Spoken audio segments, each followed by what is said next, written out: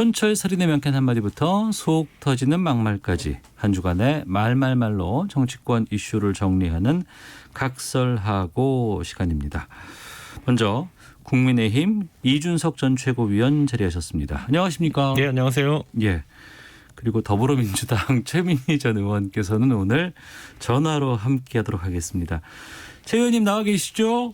예, 안녕하세요. 불굴의 희망 최민희입니다. 네, 전화로 만나뵈니까 또 친근하고 반갑고 그러네요. 예. 네. 저희가 어제 확진 직원이 한 명 나와서 지금 24시간 동안 이 방역 체계 좀 저희가 다 점검을 했고 오늘은 지금 이 방역 그건 다 끝나고 마친 상황입니다만 그럼에도 불구하고 혹시라도 또 두 분께 양해 말씀 좀 드려봤고요. 최민희 의원과는 전화로 만나도록 하겠습니다. 먼저 저희가 그 지금 정부 국회 대정부 질문 진행되고 있는데요. 이 국회 대정부 질문에서 추미애 법무부 장관 아들의 휴가 특혜 의혹에 대한 질문들 집중되고 있다고 합니다. 인사청문회에서도 계속 관련된 내용들 나왔다고 하는데 관련된 인서트 먼저 듣고 두 분과 말씀하도록 하겠습니다. 국민들께 심려를 끼쳐드려서 수고스럽습니다.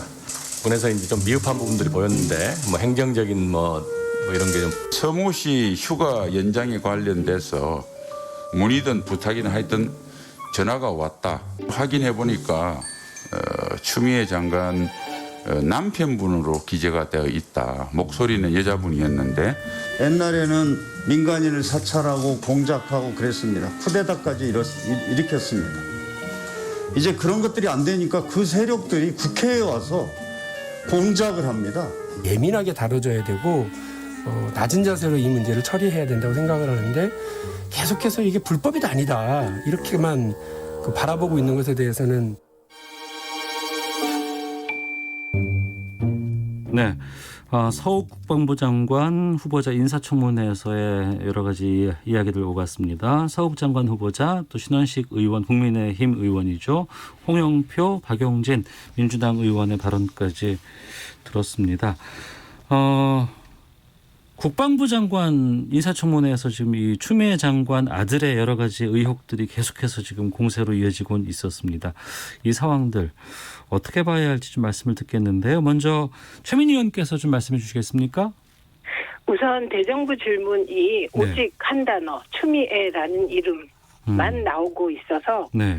이게 대정부 질문의 취지가 퇴색되고 있다는 생각입니다. 이럴 때 가장 그 손해를 보는 건 국민이고 예. 가장 이익을 보는 건 관료들이겠죠. 국회는 행정부를 감시하고 감독해야 되는데 그 기능이 마비된 게 아닌가 걱정이 됩니다. 그리고 추미애 장관은 아마도 8개월간 인사청문회를 당하는 느낌일 것 같고요. 네. 그리고 오늘 보면 그럼에도 불구하고 일부 여론조사에서 민주당과 국힘 지지율이 오차 범위 밖으로 다시 벌어졌거든요.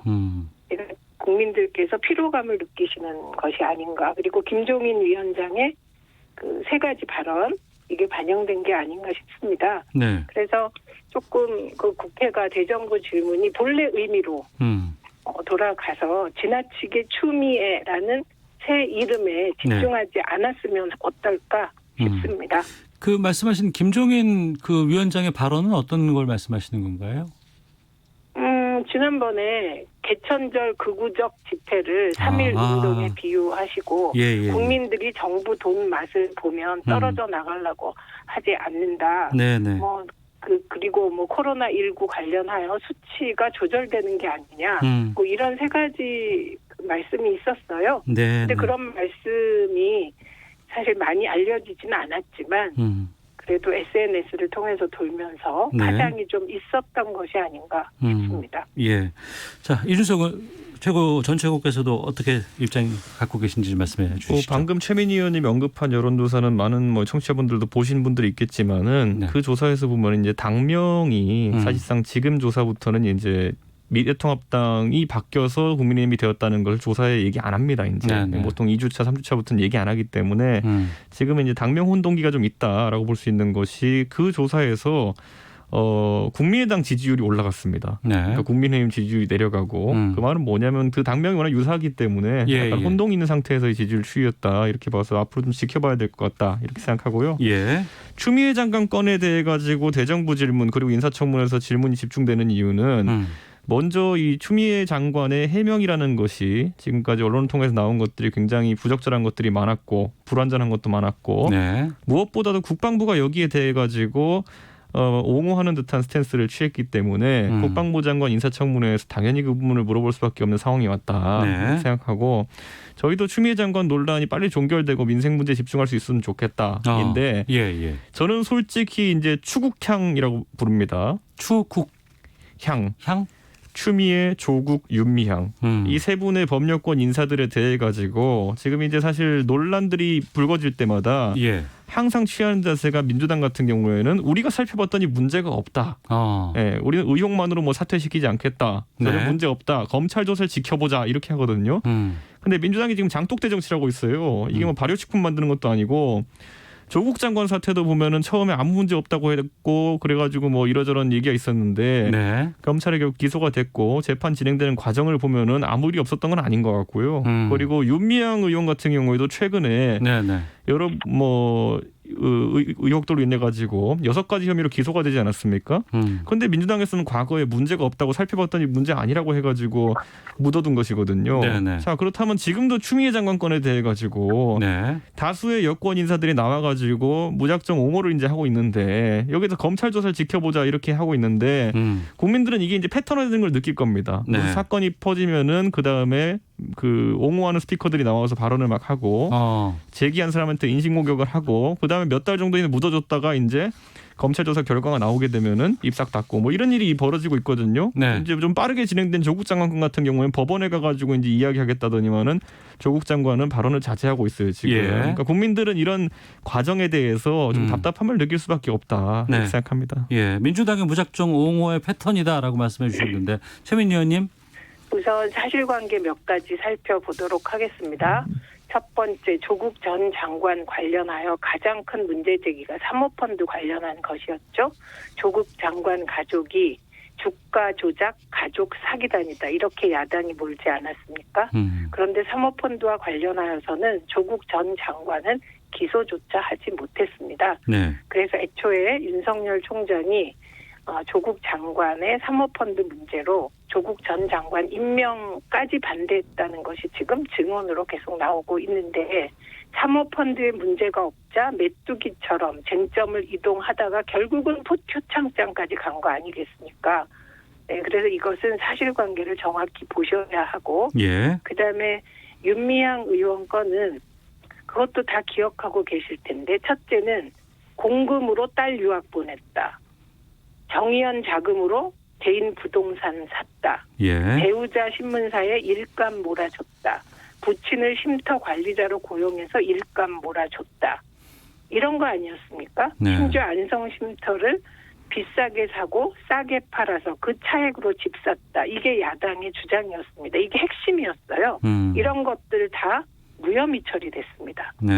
그래서 적어도 지금 야당이 할 일은 그 검찰이 굉장히 야당 눈치를 봤는지 정확 깨알처럼 찾아내서 기소를 했더라고요. 거기에 저는 터무니없는 것도 있다고 생각합니다. 그래서 검찰이 기소한 것을 보기보다는 자신들이 했던 엄청난 문제 제기가 다 무혐의 처리했다는 부분에 대해서 사과하셔야 된다고 생각합니다. 그리고 오늘 보니까 추미애 장관에 대해서도 처음엔 휴가 과정에 큰 문제가 없고 국방부가 정식 절차로 처리했다고 하니 메뚜기처럼 쟁점을 이동합니다. 그런데 그 과정에서 거짓말도 하죠. 예를 들면 관련 대위가 추 장관 남편과 구순 노모를 앞에 두고 40분간 청탁하지 말라고 얘기했다라고 얘기했는데 본인이 뒤집었어요. 400명을 두고 얘기한 거고 그 자리에 그 사람들도 있었던 것 같다. 있었을 것이다. 이렇게 거짓까지 동원해서 하나를 제기해서 문제가 없으면 끝내는 게 아니라 쟁점을 자꾸 이동합니다. 그래서 오늘은 심지어 추 장관의 정치 자금까지 털고 있더라고요. 이게 맞는 겁니까? 그래서 이거는 개혁적인 법무부 장관 이들에 대한 이거는 먼지털이식 문제 제기 아니면 말고식 문제 제기라고 생각합니다. 그래서 국방부가 네. 사실을 얘기하면 옹호라고 하고 국방부 관계자, 과거 관계자들이 거짓말을 하면 그게 팩트인 양 크게 침소봉대하고 이게 과연 언론과 정치가 할 일인가 네. 저는 심각하게 묻고 싶습니다. 예, 야당이 의혹이 나올 때까지 계속하고 해명되면 다시 또 옮겨간다라고 얘기하시거든요. 저는 이제 아까 추국향이라고 제가 한 것 중에서 결국 윤미향 의원을 다시 짚어보면은 결국 8가지 이제 제기됐던 의혹 중에서 6가지가 기소된 겁니다. 자, 제가 열거해드리면요. 부정한 방법으로 국고와 지방보조금을 편취한 혐의, 기부금품 모집하면서 개인 계좌를 모금한 혐의, 치매 상태인 위안부 할머니의 돈을 기부하게 한 행위, 그 쉼터를 비싸게 사들여서 손해를 끼친 혐의, 쉼터를 미신고하고 숙박업에 해가지고 900만 원 받은 혐의 뭐 이런 거거든요. 저는 여기 중에서 어느 국민도 들어보지 못한 거 없습니다. 예. 이거 전부 다 아닙니다. 초기에 제기됐던 것들이고 예. 이 아닙니다. 어떤 게 아닙니까? 6개 혐의가 예를 이렇게 있다 들면 그러면은 잠깐만요. 저는 대부분의 최민희 혐의가 시간 드리겠습니다. 잠깐만요. 저는 대부분의 예. 혐의가 입증된 것이고 여기서 이제 아까 최민희 의원님이 언급한 것 중에 쉼터를 비싸게 사가지고 싸게 팔았다 부분 이제 기소가 안 됐다는데 비싸게 산 거는 됐어요 배임으로 지금. 그러니까 저는 이 부분에 대해 가지고 검찰이 물론 제한된 그 기간 동안 수사를 하면서 제한된 자료를 가지고 하면서 네. 기소 못한 게 있을 수 있겠지만 여기서 어떤 의혹이 지금 이제 과도하게 지적된 의혹이라는 건지 저는 이 알겠습니다. 6개 혐의에 대해 가지고는 민주당이나 윤미향 의원 측이 처음부터 부인했던 것인데 결국 기소가 됐거든요. 예. 아닙니다. 핵심이 지금 우리가 토론하면서 사실과 다른 말을 하면 곤란하죠. 처음 시작이 미국의 딸이 유학을 갔는데 가난한 시민단체가 돈이 어디서 났냐로 시작된 겁니다. 아닙니다. 처음에 시작한 거는 그랬습니다. 할머니가 나와서 그런 말 최민희 한마디도 안 의원께 시간 했습니다. 드리고요. 아니에요. 예. 이준석 전 아니요. 최고 잠깐만요. 예. 말씀하세요. 그래서 딸 예. 유학비가 그 신문 지면을 채웠고요. 야당도 처음에 딸 유학비 가지고 난리를 쳤습니다.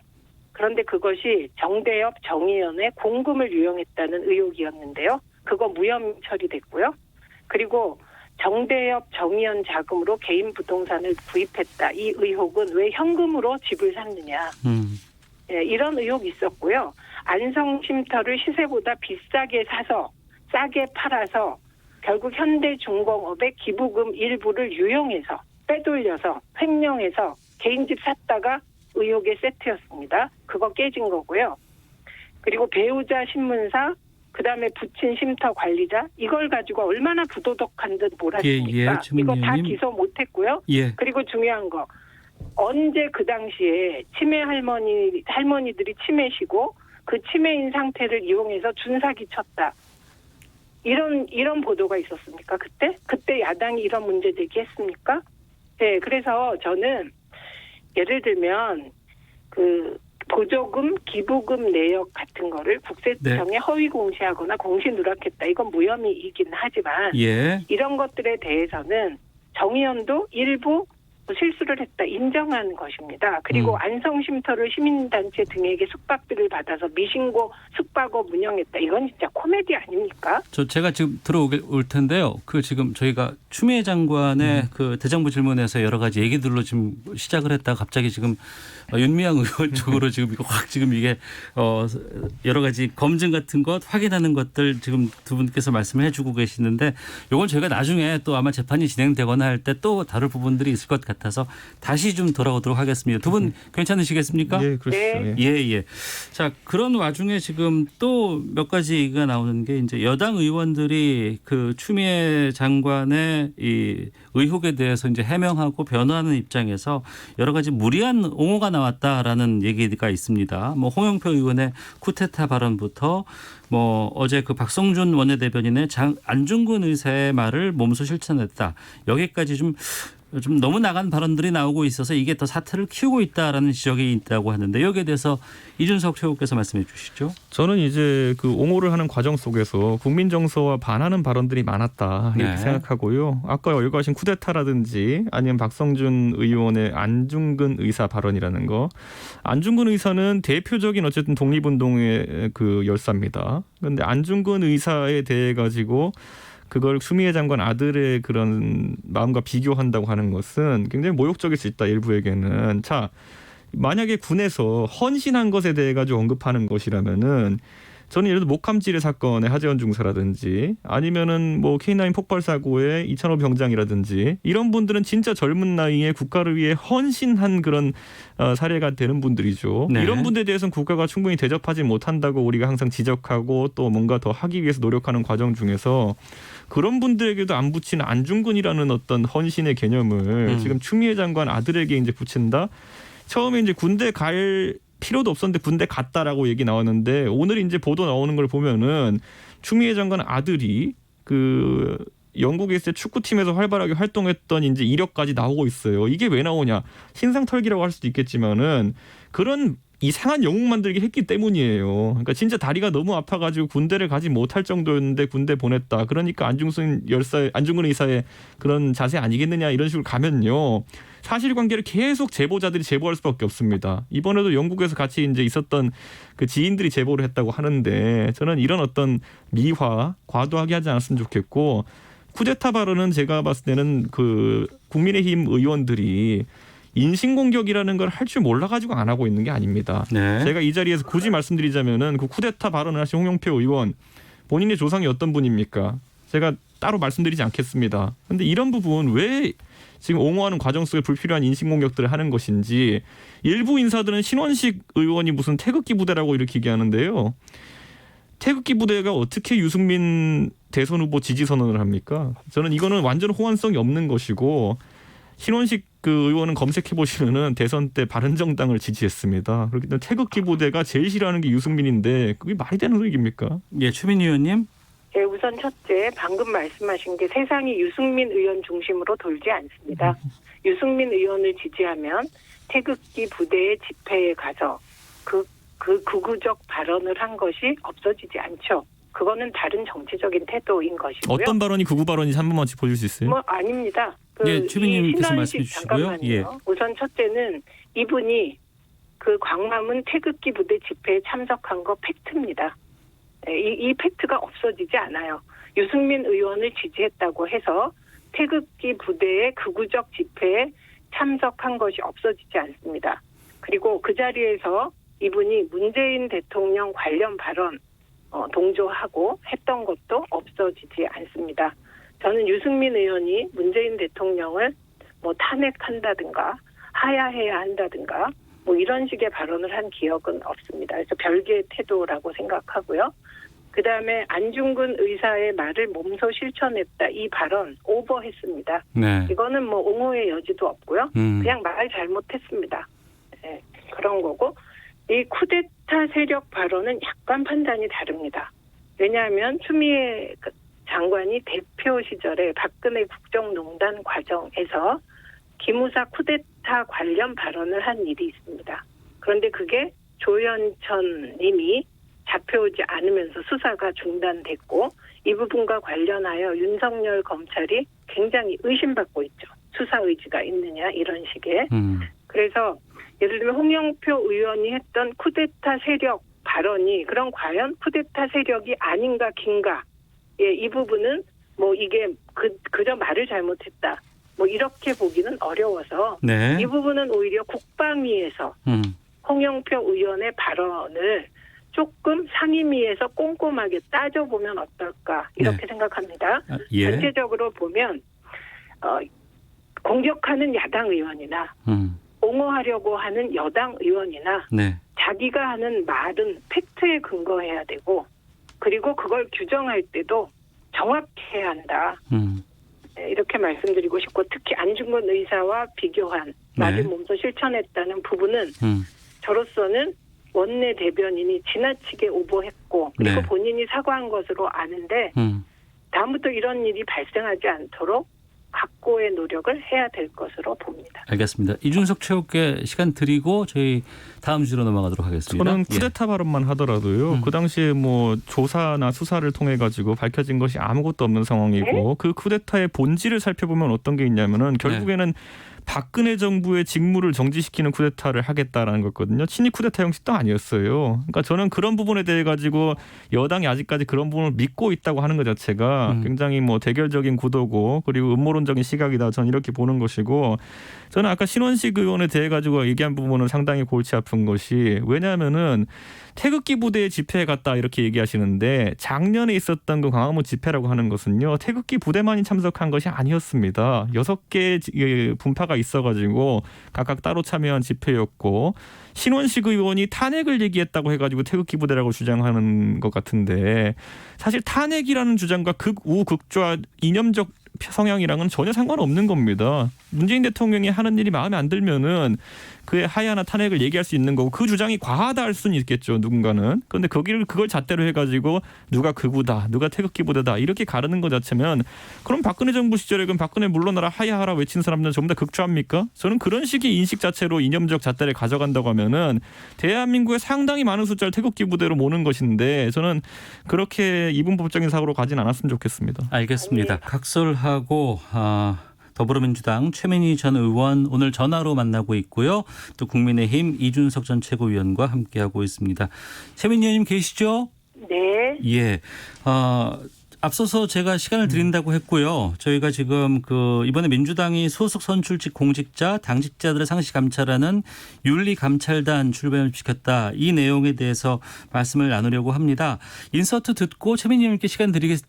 테니까요. 앞서서 못한 얘기랑 함께 묶어서 얘기해 주시고 그리고 진행하도록 하겠습니다. 네. 예, 고맙습니다. 네. 당 쇄신책의 하나로 윤리감찰단 신설을 약속드렸습니다. 윤리감찰단은 민주당판 공수처의 역할을 하게 될 것입니다. 이상직 김홍걸 의원에 대해 윤리감찰단의 적극적인 조사와 판단을 요청합니다.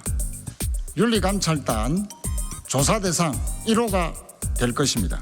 검찰 조사가 끝났으므로 윤리감찰단이 조사와 관련해서는 실효성이 없다라고 판단한 것입니다. 네, 이낙연 당대표 또 최인호 민주당 의원의 발언 듣고 왔습니다. 윤리감찰단 첫 조사 대상으로 민주당의 이상직 의원과 김홍걸 의원이 대상으로 됐다고 하는데요. 여기에 대해서 좀 입장 듣도록 하겠습니다. 최민희 의원님께서 먼저 말씀해 주시겠습니까? 네, 우선 아까 말씀 중에 기무사 쿠데타 의혹 음모 관련하여 그것이 무슨 박근혜 정부, 박근혜 청와대를 좀 제약하기 위한 것이라고 판명난 것처럼 말씀하셨는데 사실이 아닙니다. 네. 여전히 당시에 기무사가 친위 쿠데타를 하려고 했다는 의혹이 여전하고요. 이에 대해서 검찰이 제대로 수사를 하지 않고 수사를 하다가 중단됐다. 여기까지가 팩트입니다. 네. 그리고 신원식 의원의 경우는 태극기 집회 맞습니다. 그때 참여했던 집회가 그걸 언론이 다 태극기 집회라고 규정하고 있습니다. 그리고 그러면 정광훈 목사와 가깝다고 하면 괜찮은가요? 그리고 저는 늘 태극기 집회를 극우적 집회라고 얘기합니다. 왜냐하면 거기서는 자신의 생각과 이념을 관철하기 위하여 일부 폭력도 불사하기 때문이고요. 네. 그리고 이분이 한 발언 중에 지금 여러 가지 도는 발언 중에는 2016년 박근혜 탄핵 촛불 집회를 부정하고 마무리해 태극기 주시고요. 집회가 진실이다라는 식의 얘기를 한 것으로 그렇게 나와 있습니다. 그래서 이분이 극우적 집회와 같이 했다. 태극기 세력과 가깝다. 혹은 태극기 세력의 일원으로 볼 수 있다. 이거는 결코 무리가 아니라고 생각합니다. 그리고 감찰 관련하여서는 저는 이상직 의원이나 김홍걸 의원의 행태가 언론에 났잖아요. 네. 그것이 사실이라면 그건 이낙연 대표가 명예를 걸고 국민이 납득할 만한 그 해결책을 제시하시지 않을까 싶습니다. 그러나 중요한 것은 지금 비슷한 의혹을 받고 있는 야당 의원들도 계세요. 네. 그래서 저는 이 부분이 여야 공평하게 잘못한 분들은 그에 합당한 책임을 지는 방식이 옳지 않을까. 네. 그래서 공수처가 빨리 만들어져서 이런 국회의원들을 철저하게 법에 따라 국민적 상식을 기준으로 수사하면 어떨까 합니다. 네. 이준석 전 최고께서도 말씀해 주시죠. 뭐 이제 당장 조수진 의원의 재산 의혹을 언급하시는 것 같은데 이 부분 같은 경우에는 11억 원 정도 누락되었다 이렇게 말이 나오는데 이거야말로 이제 시민단체가 무조건 고발을 진행한다고 합니다. 지금. 네네. 그렇기 때문에 선거법상 이제 6개월 이내로 선거 끝나고 6개월 이내로 고발을 해야 되거든요. 그래서 이제 그거에 관해서 이제 진행되고 결과를 볼 수밖에 없는 상황이 됐다 이렇게 보는 거고요. 저는 김홍걸 의원 같은 경우에는 부동산 관련해 가지고 참 여러 가지 구설이 올라 있습니다. 그런데 민주당에서 지금까지 청와대 소속의 어쨌든 수석이라든지 아니면 여러 공직자들에게 가했던 이런 칼날을 김홍걸 의원에게도 그대로 적용해야 되는 거 아니냐 이런 얘기가 나오고 있는데 그리고 칼날이 사람을 가리기 시작하면 이거는 형평의 논란을 낳거든요. 그래서 저는 이 부분 꼭 살펴야 된다 이렇게 보고 아까 언급했던 조수진 의원 건 같은 경우에는 제가 봤을 때는 이제 검찰에 넘어가게 되는 이상 뭐 그쪽에서 수사가 되지 않을까 이렇게 생각을 합니다. 네. 근데 그게 네, 조수진 의원은 액수가 낮은 편이에요. 네, 야당 의원도 그렇고 여당 의원 일부도 그렇고 사실 야당 의원 액수가 좀 더 큽니다. 그런 그 재산 허위 신고했다는 의혹, 사실은 허위 신고인지는 모르지만 그 차액이 굉장히 큰 의원이 많이 계십니다.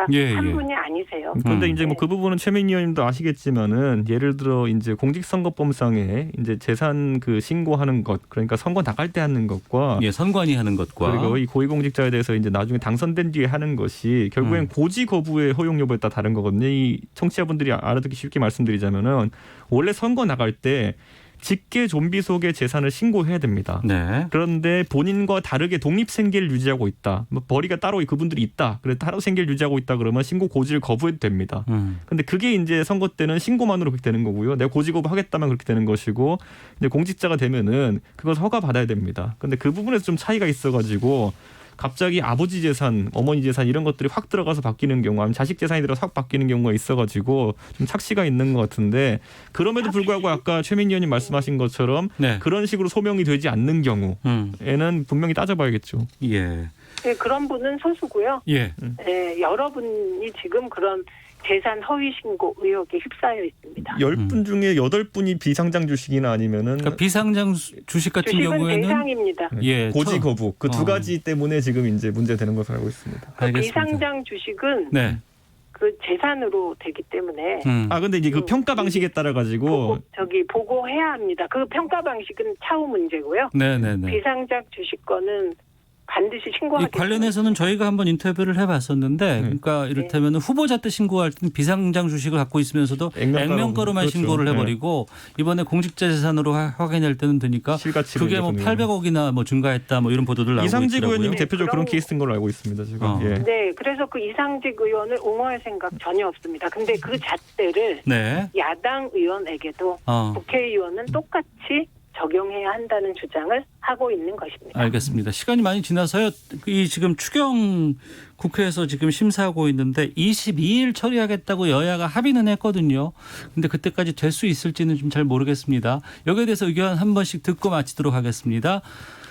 이준석 최고께서 먼저 말씀해 주시죠. 저는 우선 이 2만 원 지급에 대해 가지고 워낙 통신비 여론의 반응도 좋지 않고 그리고 실효성도 이제 문제가 되고 있기 때문에 저는 여당과 저희가 합의해서 빨리 전환을 만들어내야 된다 이렇게 개인적으로 생각하고요. 왜냐하면 5천만 명한테 뿌리면 개인당 2만 원이고요. 지금 어려움을 겪고 있는 뭐 자영업자라든지 뭐 택시 하시는 분들이라든지 이런 분들에게 좀 제일 어려운 분들한테 드릴 수 있다 그러면은 1인당 100만 원씩까지도 만들 수 있는 거고요. 그 대상을 100만 명 정도로 줄이면은 그것보다 더 줄여서 예를 들어 진짜 어려운 사업체들 지원한다고 했을 때 그러면 1,000만 원까지도 갈 수 있는 겁니다. 10만 명을 줄이면은. 근데 많은 국민들한테 2만 원씩 나눠줘 가지고 과연 그것이 온기가 전해지겠느냐. 이 부분 진짜 검토해야 되고 저희 당에서도 주호영 원내대표가 이제 백신 접종 관련해 가지고 아이디어를 냈지만은 이건 아이디어 중에 하나인 겁니다. 보면은 조금 더 효과가 있고 조금 더 효율적으로 많은 국민들에게 닿을 수 있는 방법을 여야가 빨리 만들어내야 됩니다. 최민희 의원님.